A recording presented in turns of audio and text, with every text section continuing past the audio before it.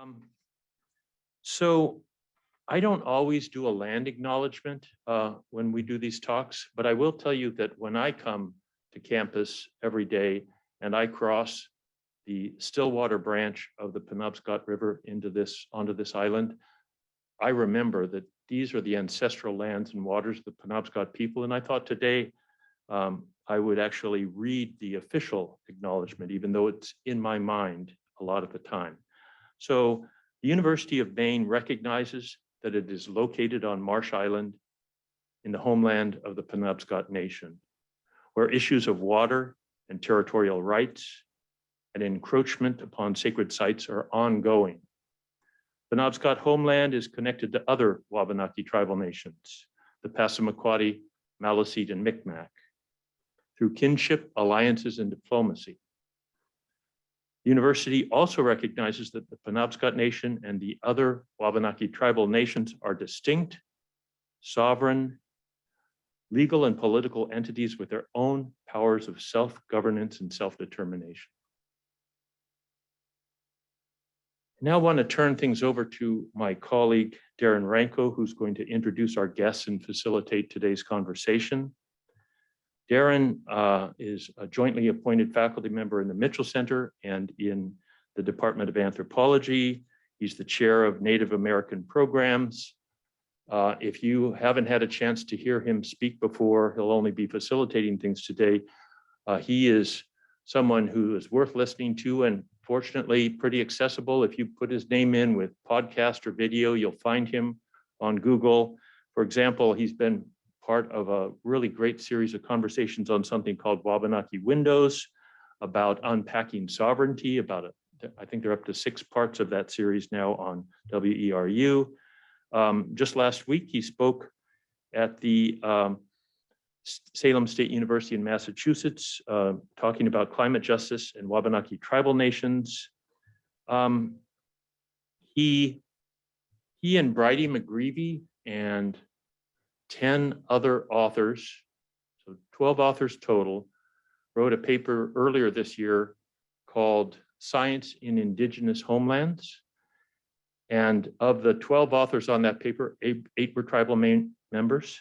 And I've asked Liz Follett to put into the chat a link if you want to know more about that work.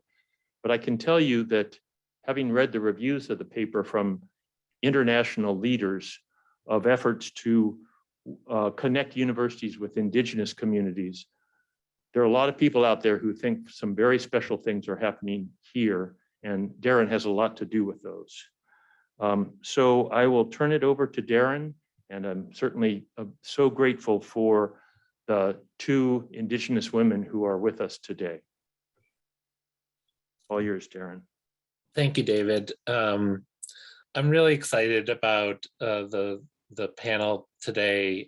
2 really incredible speakers who do so many things for Wabanaki people and across our region, and who have great impact and voices well beyond our homelands. The talk for today, the panel is called Rematriation, Indigenous Women and Traditional Indigenous Land Concepts in the Land Back Movement. This is very much a follow-on and deepening of a Mitchell Center discussion that we had on March 29th, or earlier this year, called the Land Back Movement and the Future of Land Relations in the Dawn Land. That was a panel much more focused on tribal nation and land trust relations. Today, we're going to take those issues into a more Indigenous focus and discussing the roles that rematriation, Indigenous women, traditional Indigenous land concepts have in the land back movement.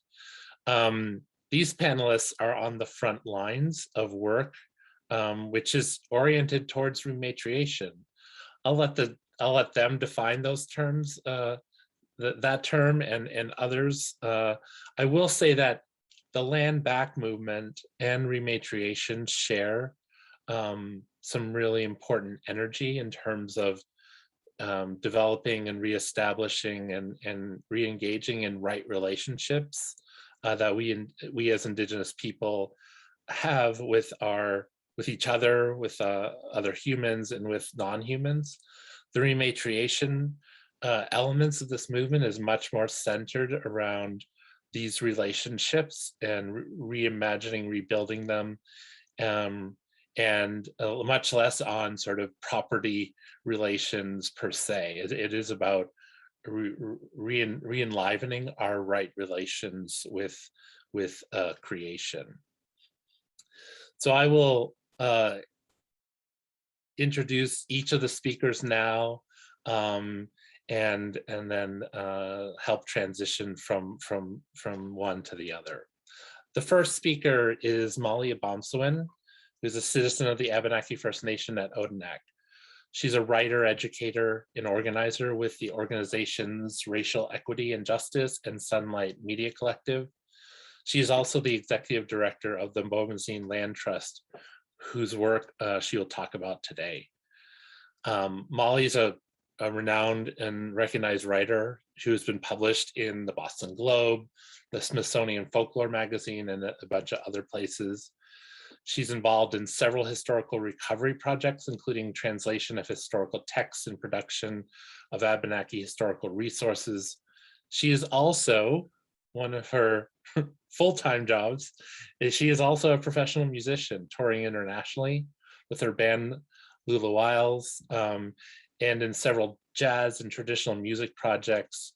She graduated from Dartmouth College in 2018 with a BA in government and comparative literature, and really her work has impact well beyond her years. I will also introduce Sherri Mitchell, who is a Penobscot Nation citizen, lawyer, educator, writer, and activist. She received her law degree from the University of Arizona's Rogers College of Law and has a bachelor's degree from the University of Maine. She speaks and teaches around the world on issues of Indigenous rights, environmental justice, and spiritual change, and is the founding director of the Land Peace Foundation. Full disclosure, I am on the board of the Land Peace Foundation. As the visionary behind the Healing the Wounds of Turtle Island Global Healing Ceremony, she has also published an amazing book called Sacred Instructions, Indigenous Wisdom for Living Spirit-Based Change. A sequel to this book is forthcoming. As part of her work as founding director of the Land Peace Foundation, she has recently started and responsible for the Wichikum Tiltina kinship community, which she will talk about today.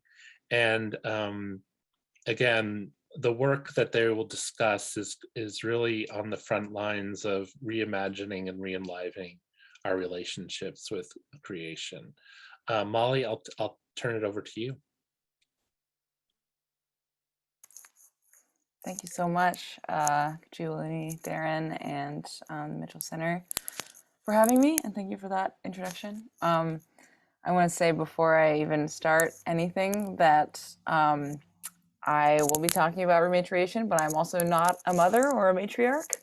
I hopefully have the capacity to become one someday, but I just wanted to humble myself first and foremost, because I think there's a really important connection between being a matriarch and rematriation, and I hope Sherri will just talk about that, and it'll be great. But thank you so much for having me. I'm going to share my screen. Hopefully it will work. As Darren mentioned, I work with a group called Bomazeen Land Trust, who I'll be talking about today, because that's my sort of main participation in rematriation and the land back movement. But I wanted to start off by giving a little context to where I'm from and the area that we're in. I'm sure that these kinds of maps are familiar to everyone in the audience, but specifically, I wanted to mention Odanak and the Abenaki Nation at Odanak and Wonak, because that wasn't included in the land acknowledgement, and I wanted to, I think it's often forgotten because we're recognized over here in Quebec and not down here in the United States. My nation is called Odanak, and it's right here, also historically called St. Francis. And the people from Odanak actually come from between Penobscot and Missisquoi, a lot of this land, and they were funneled up to St. Francis or Odanak over the course of the 16, 17, and 1800s. So that's where I'm from. This map is from David Gear. It's a historical map, obviously from the 1700s, but I think it gives a good sort of reference for where we are. So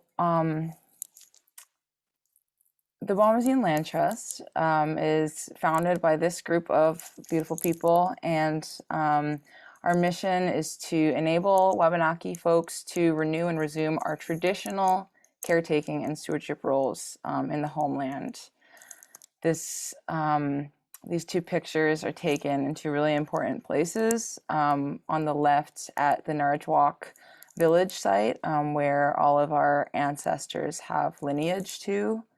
And the second, with me and my sister, who wasn't able to make it to the Narajwak ceremony this year, was taken at Mount Katahdin. And these two places are very spiritually important to the Wabanaki people, but specifically for Bomazeen Land Trust, these two ceremonies in these two locations are where the concept for our land trust was actually developed and created. Our families would meet in ceremony every year in August and discuss the need to protect the homelands in Western Maine, so-called, specifically the Kennebec River region, where some of our ancestors came from. And so the concept for our initiative, our land back project, our Rematriation project, started in ceremony and in a sort of kinship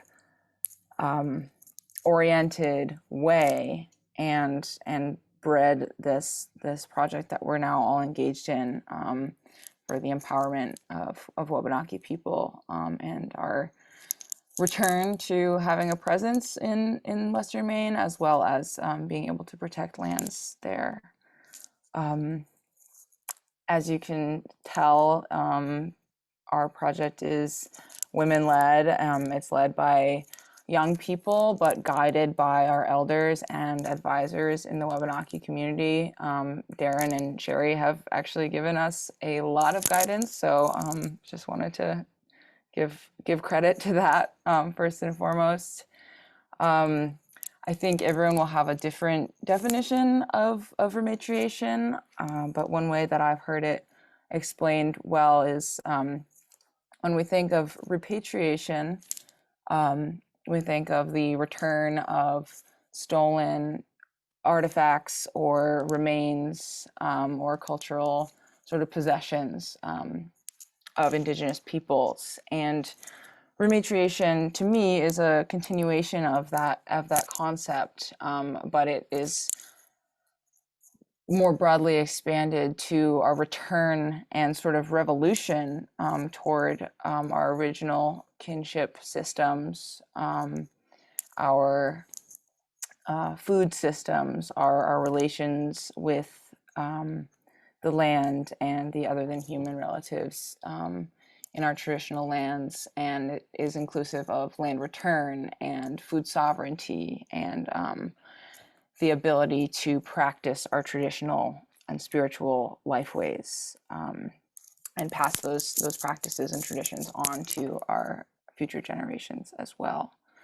This is a picture of the Kennebec River, and this is the work that Bomazeen Land Trust is engaged in. We have a sort of two-pronged approach, being certified as a land trust, a nonprofit land trust. We have the ability to hold land, and so we are an entity that is available for Wabanaki people and Wabanaki lands being returned to our community, as well as enabling access to those lands.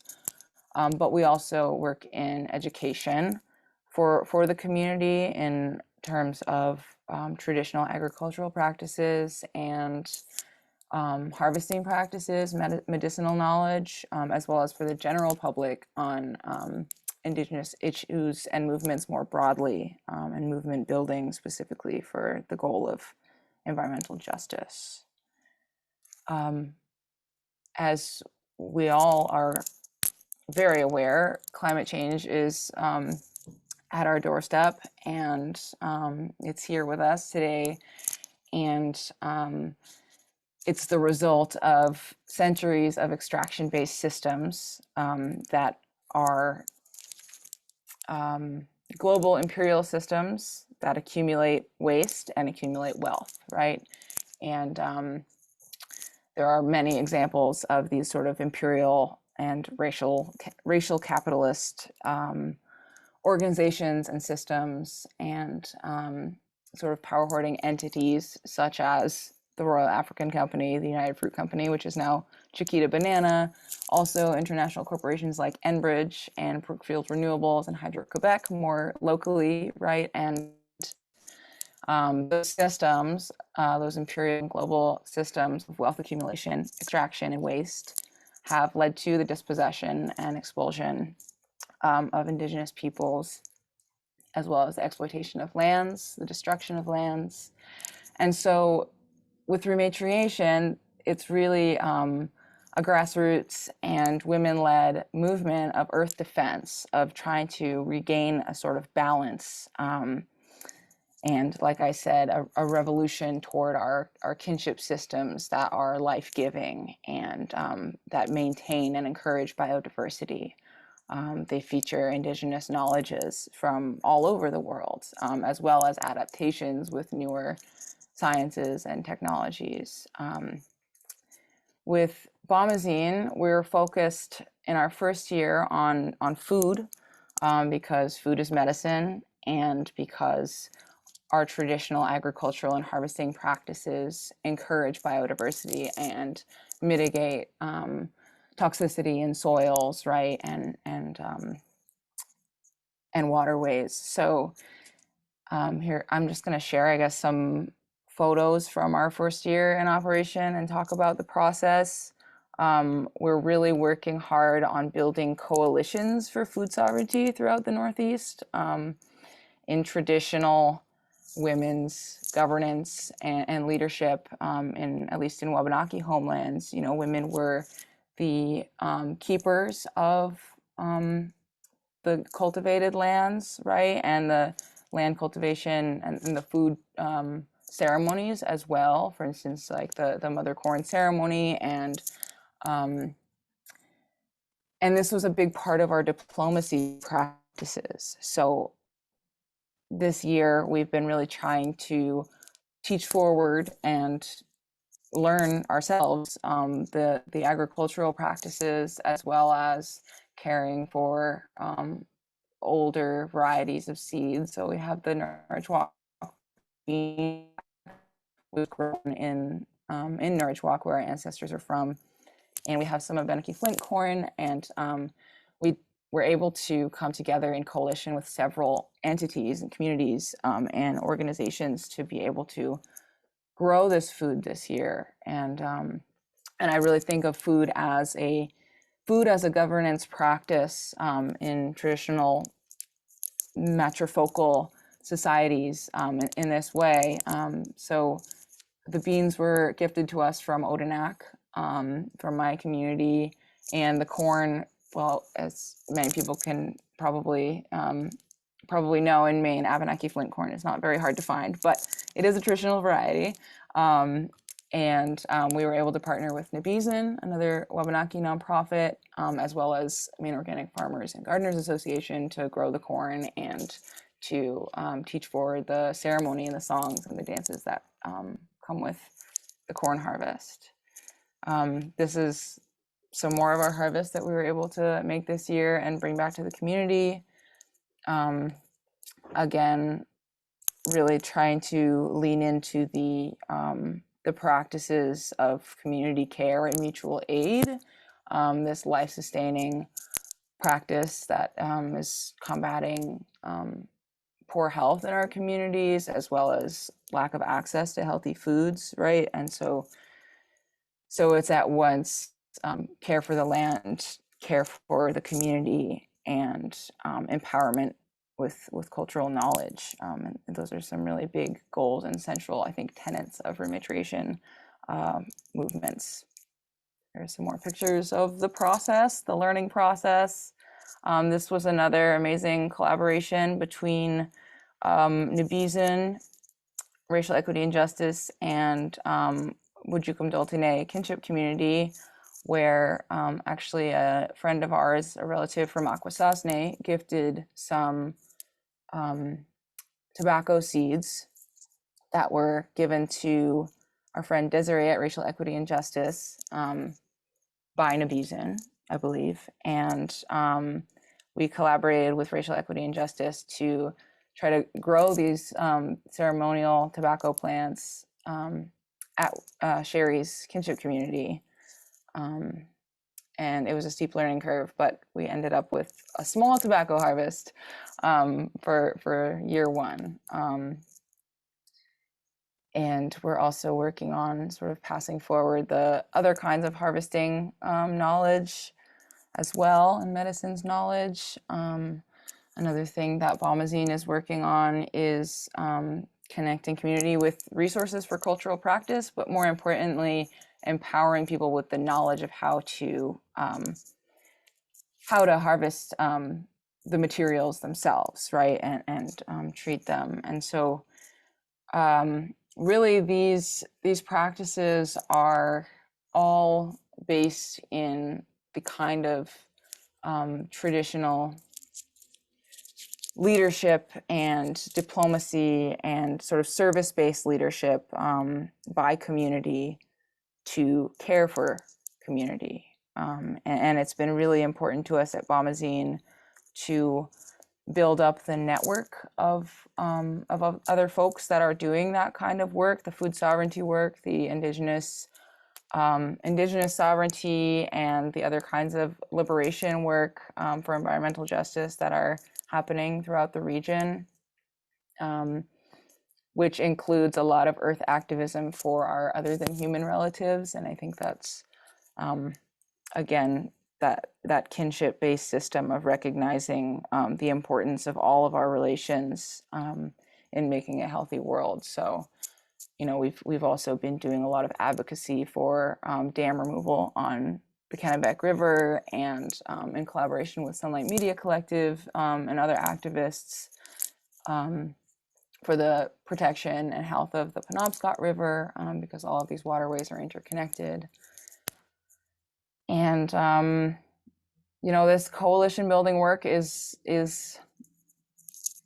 that's the gig, you know, to get into a future where things are more in right relation and more balanced. That's what we're really hoping to do as Wabanaki people, as folks involved in rematriation and the land back movement, because we don't have a lot of time, and we have everything that we need in order to create that world where we can celebrate all of our ancestors and all of our we can know that our future generations will have clean water and clean soil, and will have the tools to maintain balance in the entire earth, I guess. I think that's going to do it for me. Thank you. Thanks, Molly. That was really great, and I appreciate the pictures of and that history around the Kennebec and its relation, you know, the larger Wabanaki territory. It still resonates with everyone, of course, and centering the work there is so healing. I so appreciate it for all those historical reasons. Yeah.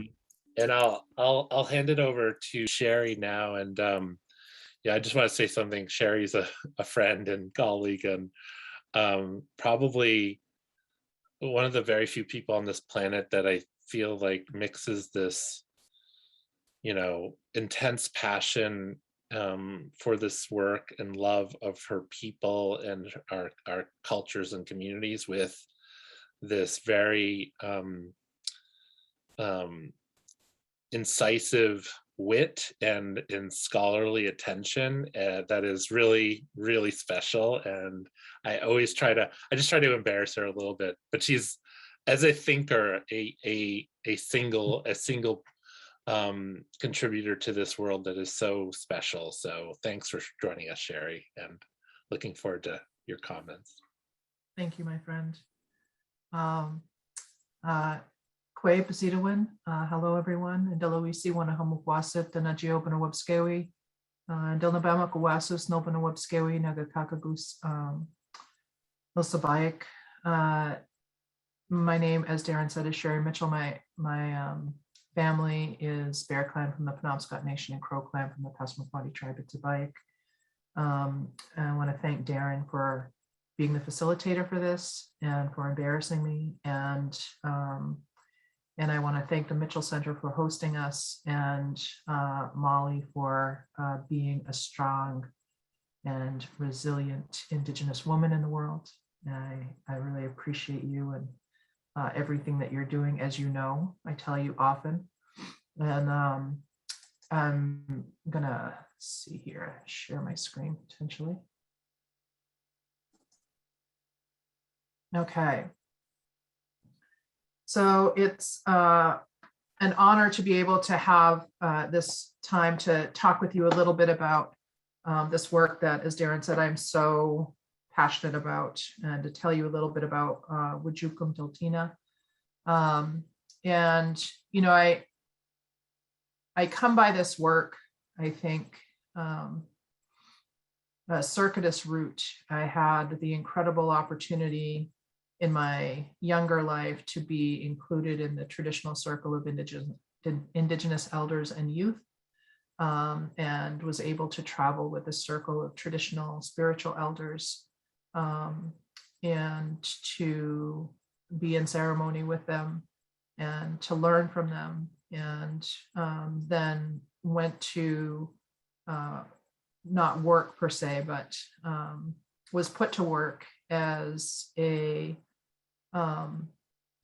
helper and advisor to the Indigenous Medicine Peoples Council of North and South America, and have done a lot of work with sacred sites protection for the last 30 years with them, and have also been a part of some global Indigenous land guardianship work with some incredible organizations, currently with Niatero, who I'm on their advisory board and have done work with them. And also Darren and I having this incredible opportunity over the last year to train more than 1,200 scientists and scientific scholars from 40 different countries on interfacing with Indigenous knowledge and connection to Indigenous ecosystems, and how all of that is of incredible benefit to the world right now. And so, you know, the work that I do professionally really ties to the commitment that I've made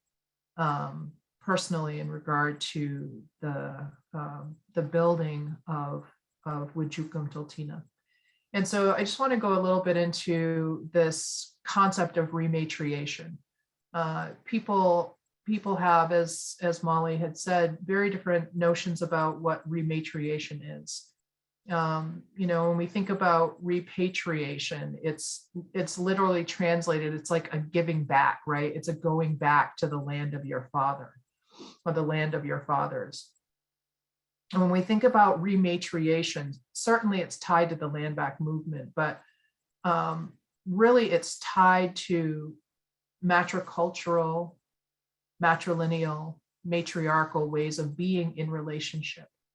And so when we think about how a loving mother cares for her children, how a loving grandmother cares for her grandchildren, at the heart of that is the ability to be able to sustain healthy and loving relationship with those individuals that this mother or grandmother is connected to. And that essence of that ability to be able to maintain and manage loving relationships with all of those within your sphere is at the heart of rematriation. It's really about kinship. And so for us, the story begins with you know, words within our own language, within our own tradition. at the end of our talks, at the end of our prayers, whenever we offer something publicly or privately, we always say, I offer this for all of my relations. And in that phrase, there's an understanding that we are interconnected, interrelated, interdependent on all beings within creation, that we have this relationship, this kin-centric way of being that is tied to all other life, that is foundational to the understanding of who we are as Skidginawak peoples, as Indigenous peoples.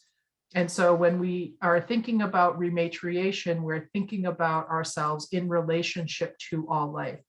And one of my dear friends, who is a clan mother from Esconobidich and is now the first female hereditary chief in her territory, Mika Mahan, she's Lobster Clan from Esconobidich.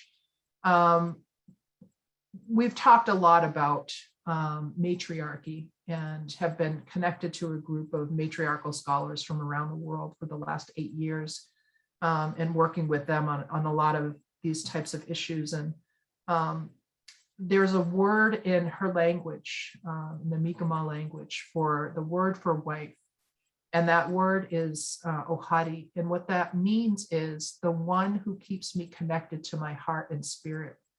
And so when we think about the role of the matriarchs within our tradition, the matriarchs really were the ones who were the keepers of heart-based wisdom and spiritual intuition and spiritual connection. So the matriarchs were the ones who made sure that the values remained intact, that the heart led the work that was being done, that the head and the heart were connected, and that they were both connected to the earth.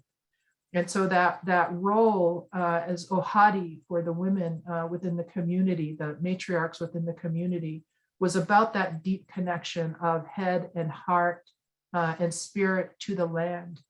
And as we're thinking about how that all works, all we have to do is go back to our own teachings to guide us on that. And so these other terms that I often talk about, because I think they're so fundamentally important to our humanity. Mama Bizu and Ala Bizu is really connected to this as well, where it's connected to our value of enough. Like, do I have enough? Do I have enough to be able to live my life with a sense of dignity and security and belonging? Mama Bizu is about the individual having enough.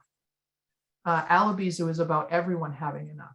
And when we understand the interrelatedness and interconnectedness, we recognize that Mama Bizu can never be complete. It can never be true. I can never have enough as an individual unless everybody has enough, because my well-being is tied to the well-being of all others.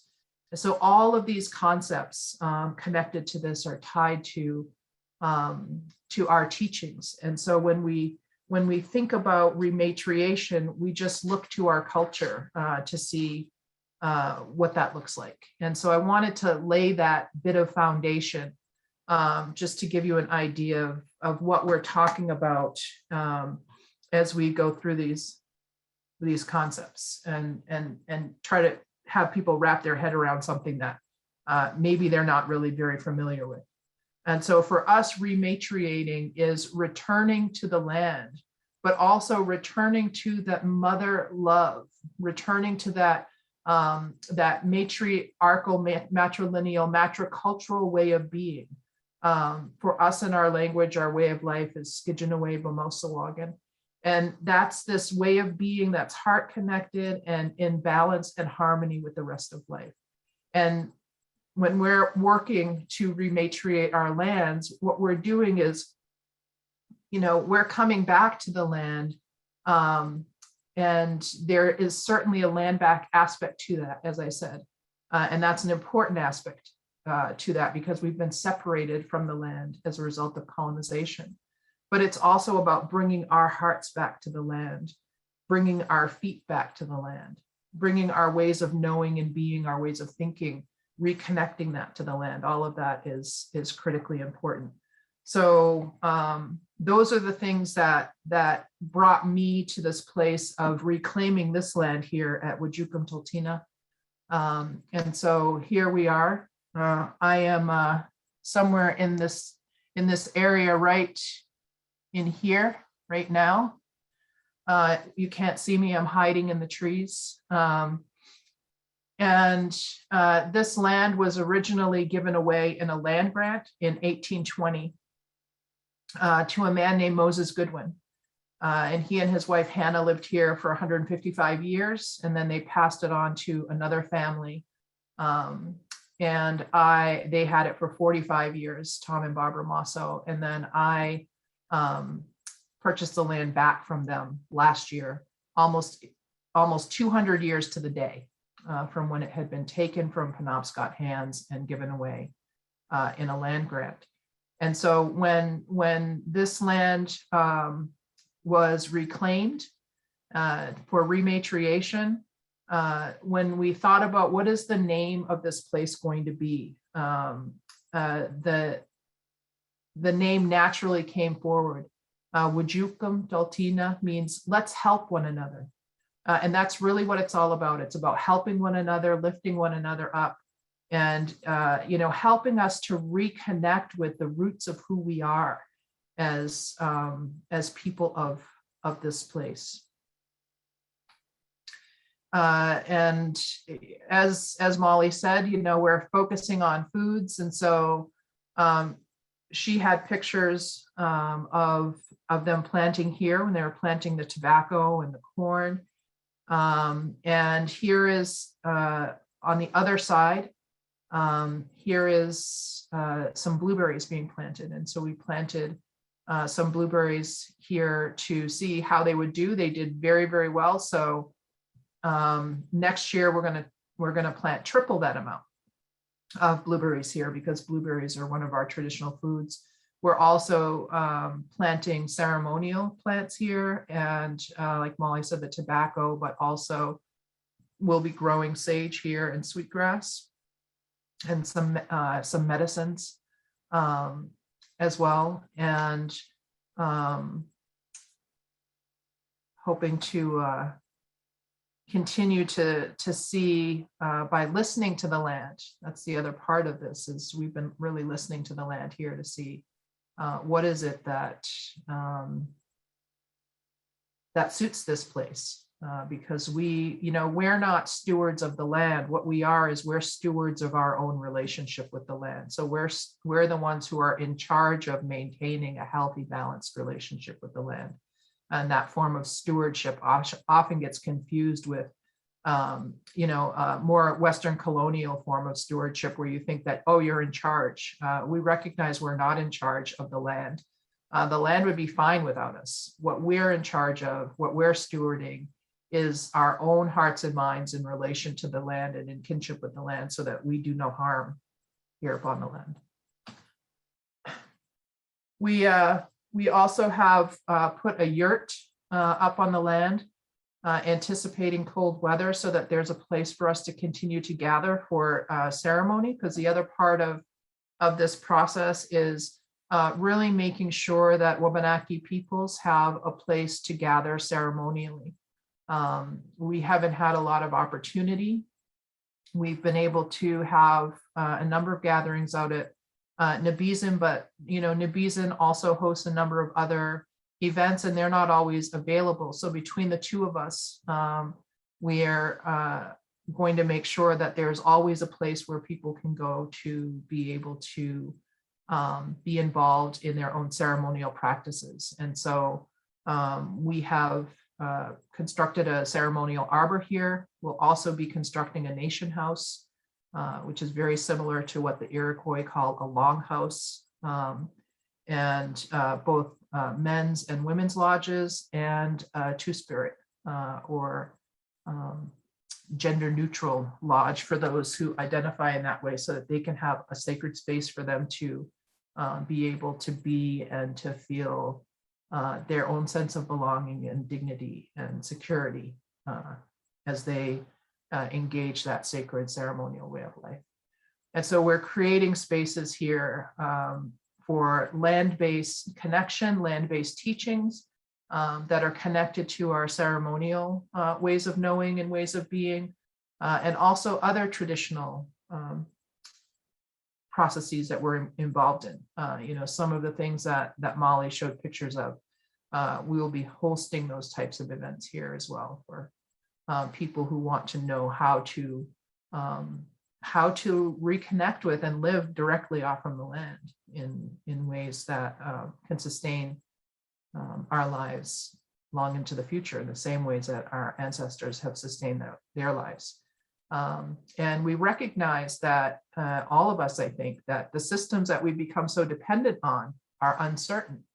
And we need to be able to be prepared to provide our own medicines, to be able to feed ourselves, to be able to have safe places where we can be together if those systems fall apart. And so that's something that our elders have been telling us for the last 50 years. And I've certainly been hearing it for the last 30 years. And this move here to Wajukam Tultina is a preparation for all of the things that we have been told are going to be coming. And we have to change our relationship with the land in order to be ready to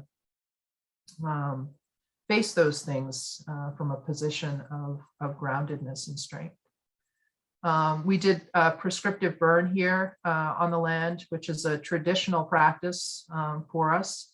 And we're very happy. It brought back a lot of memories from my childhood of when we used to do this every year with my grandfather. Every spring we would do a prescriptive burn. And so we've instituted that practice of doing that again here on this place. And so the importance of connecting to the land. And so when I oftentimes think about, and these are two concepts that are in the new book, as Darren talked about. Actually, this piece is in two new books that are coming out. So when you think about our motherland, when we're born, our bodies actually magnetically orient to the land of our birth. And we have this blood connection with the land, and that connection that we have with the land ties our physical bodies to Mother Earth. And it also ties us to all of those who have lived and died there before us, who share that same bloodline with us. And so we have this deep connection, a deep kinship connection, familial connection with the land where we come from, and also to the lands where the majority of our ancestors reside. And recognizing that connection and returning to this motherland is really rematriation in action. And then the mother tongue, when I think about how do we learn how to be in right relationship, in kinship with our lands of our birth, with the places that we live. And that mother tongue, the original earth-based language of that place, teaches you how to live in relationship with that place. So our language is both relational and instructional. It teaches us how to be in right relationship with the places where we are. And so those two things are really connected as well to this whole process of rematriation. And Wajukam Tultina is really, I'm not going to talk about some of these teachings, but I just wanted this to be here to just talk about how we're structured here. We are governed, Wajukam Tultina is a program of the Land Peace Foundation. And we are governed by 3 council fires. So we have our governing board, which Darren is of course a part of. That's our, board of directors, handles all the business aspects of the organization. But then we also have an advisory council that is made up of individuals from every Wabanaki Nation. And all traditional wisdom keepers, people who are connected to our cultural ways of being and ways of knowing, and who have a long history of being connected to those ways of knowing and ways of being. And then we also have a clan mothers and grandmothers council. And the Clan Mothers and Grandmothers Council also guides us and advises us. And they're the ones who maintain the order. So if we have any conflicts that come up, those things go to that Clan Mothers and Grandmothers Council. And they're the ones who have this dispute resolution process that they engage in to determine what our course of action should be. And so it's the mothers, the grandmothers, the clan mothers at the heart of Wajukum Tultina, at the heart of rematriation, that keep everything moving and flowing together. And that's certainly at the heart of what we're doing here. And so in the interest of time, I'm going to stop there so that we can take a few questions, and I'll turn it back over to Darren. Thank you so much, Sherri. That was a lot in a very short amount of time. It strikes me too, like the connection, you know, the Indigenous framing of this work compared to, I mean, land back, I think is a very important, and we covered that in the spring, a very important opportunity, and deals more with transfers of property. But the work around right relationship and proper relations, you know, can encompasses that and so much more, as you point to, things that are often referred to as food sovereignty or whatever, you know, environmental justice. This work at its core is that, you know, is rematriation work. So I know we don't have a whole lot of time, but I'd love to just hear your insight on, Sherri and Mali, how this does fit into, or how do we think about this in the broader land back kind of movement, and what opportunities are there. Well, I just want to answer Martha's question really quickly. So Martha, there are 5 tribal nations within the Wabanaki Confederacy. And so there's the Mi'kmaq, the Maliseet, the Penobscot, the Passamaquoddy, and then we also recognize a lineal connection to the 2 nations at Odanak and Woolanak in Canada, specifically. So those are the nations within the Wabanaki Confederacy.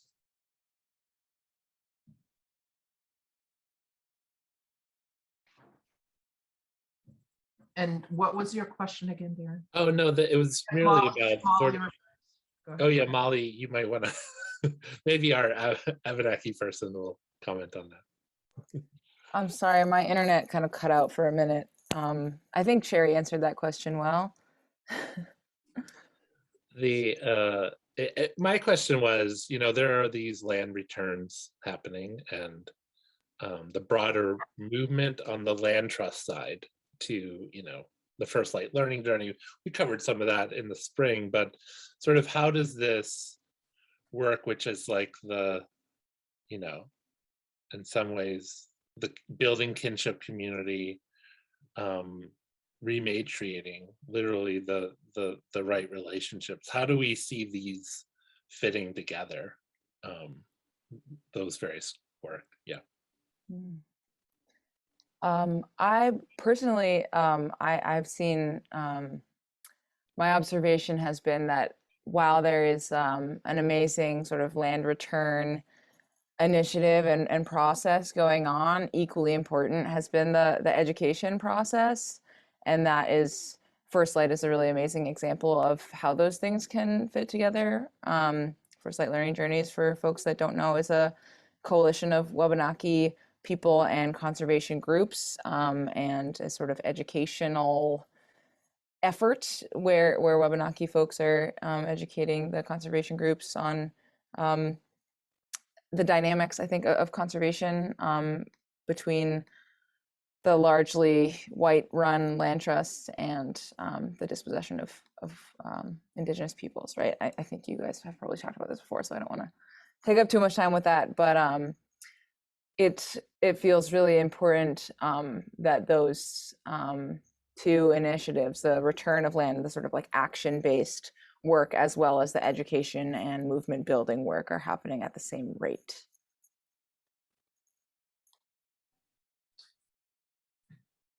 Yeah, Sherri, how do those piece together? Well, I think that, it's a challenge because they're not always in alignment. They're not always the same thing. And I think that the nuance is important. There are a lot of people who are part of a land back movement who don't have the intention of the rematriating process. And so when you're just giving land back, I'm just going to give land back to this group or this, whatever it is, probably the right thing to do. Absolutely. But that's not always the same as rematriation. And so, I think that they tie together beautifully, but it's important for people to recognize that there are distinctions between land back, but we can't rematriate unless we have land back. And so even though you can have land back without rematriation, it's hard to have rematriation without the land.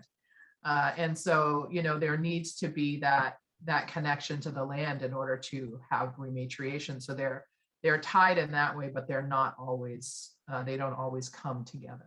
So, I mean, and that gets into probably a much bigger conversation for folks, but hopefully between what Molly had to say and what I've had to say, people understand the nuance and the actual process of rematriating is reconnecting, returning to those matriarchal ways of being in relationship to all beings, including all beings who live upon the land and with the land herself. Yeah, that's great. That's great. Yes, one, land back is required for rematriation work, but not all land back work will involve rematriation. Right. And it is, one of these sticky questions is sort of like some of the limitations, say, of tribal governments, right, is their colonial roots. I mean, that these are governments, while I mean, I think some of our many of our tribal governments, all of them, do some good work here in Maine. It's really not a criticism, but they really weren't created to serve these kinds of cultural interests, right? So there are these limitations. I haven't think about the rematriation work. The Bomazeen Land Trust, the kinship community, filling in some of the very purposeful gaps, right, that exist in what our tribal governments can even do with our own lands, and I think that's, Sherri and I are part of the Wabanaki Leadership Institute. One of the things that we're trying to do is to think through a deeper cut of these governments, how to indigenize, make them more participating in right relationship building, and can they be put forward in that way?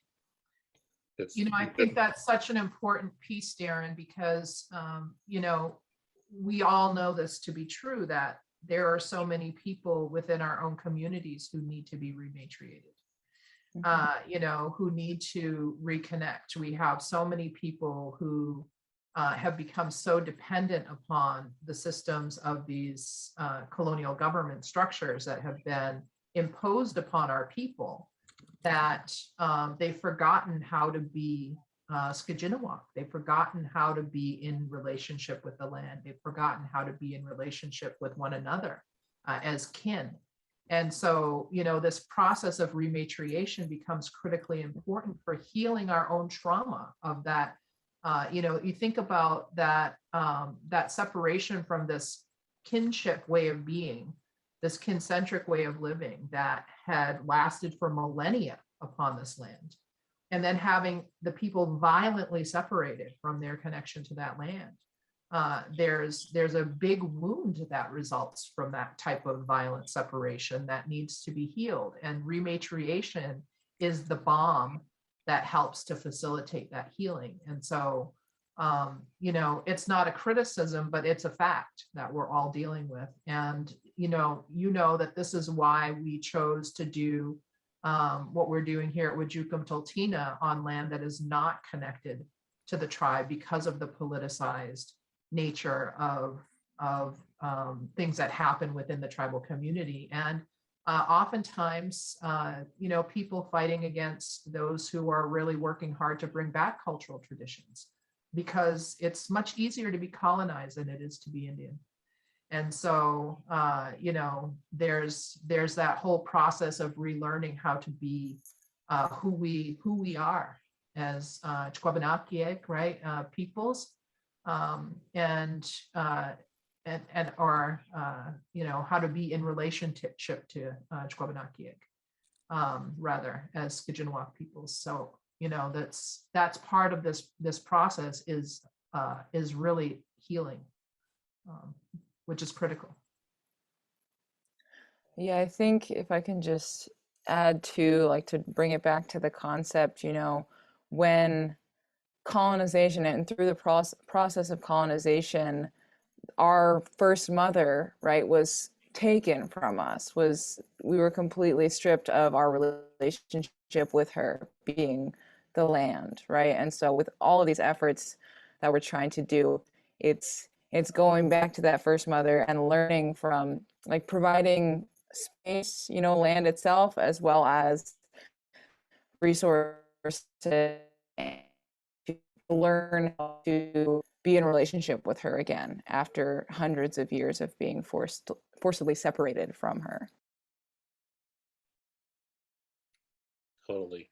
Thank you. But I mean, I don't know if anyone wants to, I think we're at time. I think we could talk a lot more about this. I mean, Sherri just touched on some of the teachings and frameworks, and quite honestly, there is, you know, one of the things that is so heartening, and to be on the land as I was at Wajukum Tultina, that heart work of healing and right relationship is just, it's hard to describe without being there. And, you know, so much of this work is, you know, by and for Indigenous people, but it is collective as well. Like, it is not exclusive work. So there's a lot of energy and honestly, I've seen people just recognizing that it is right, that that something calls out to them, Indigenous or not, about this work, that strikes them as, you know, whatever the question is about our future on this planet, this is the answer. And I think that's part of its power, but also it comes from a really different place than the kind of political and legal frameworks that, you know, they're discussing and in Edinburgh right now. You know what I'm saying? It's very, very out of sync with that, and that's part of what makes that work out of sync with our future on the planet, I think. Well, I have to jump in on that because we, as you know, the Land Peace Foundation is part of the U.S. ACE Coalition. So we were part of the development team for the U.S. ACE framework under the guidance of the UNFCCC and the Paris Agreement. And so we've presented for 2 different sessions at COP26, and they just removed all of the human rights language. So, you know, we're dealing with a society that desperately needs what rematriation is all about, where the heart needs to be put back into this work of climate change. The heart needs to be put back into this work of healing the trauma between us from our collective history. there's so many places where we are rapidly losing our humanity, and at the heart of rematriation is a reconnection to the heart of our humanity, and that's really the critical importance of what we're doing when we connect it to what's going on in Glasgow, not Edinburgh, right now, and think about the roles that we all play, whether you're a climate scientist, whether you're a local activist, whether you're somebody who farms, or just has a place here to live upon the earth, right? You're just somebody who is a consumer of air. Then you have a role to play in this unfolding, and it has to be one where our hearts are connected to the earth. So it's important. Thank you so much, Sherri. Molly as well. We are a couple minutes over time. I just needed to go over time a little bit, and really thank you both. I mean, I have a sense of just how much each of you works in so many jobs, doing so many good things for all of us, that it is from the bottom of my heart, spending time. Thank you so much for spending time with us. It really is phenomenal, and thank you all. And I think we're done. So someone will take a stick and pull me off stage now, I think. Thank you, Darren. Thank you, Molly. And thank you to the yeah, Chiwili one. Yeah, Facilitator and Alabama.